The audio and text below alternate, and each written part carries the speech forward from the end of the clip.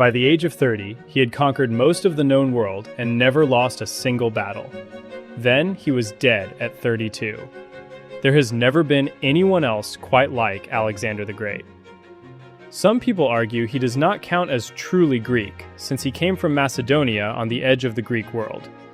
But he was raised on Greek culture, personally tutored by the philosopher Aristotle, and he spread the Greek language and way of life farther than any Greek ever had. His story is almost unbelievable. At just 20, Alexander became king when his father was assassinated.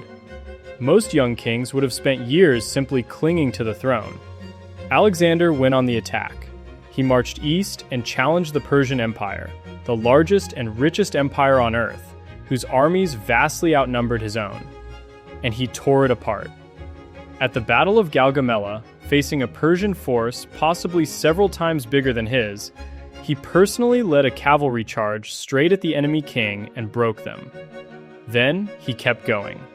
He drove through Egypt, where he founded the great city of Alexandria, all the way to the edge of India, building one of the largest empires the world had ever seen.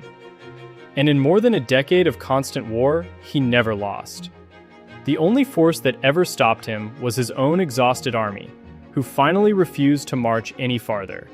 He turned back and died soon after in Babylon, only 32 years old, at the absolute peak of his power.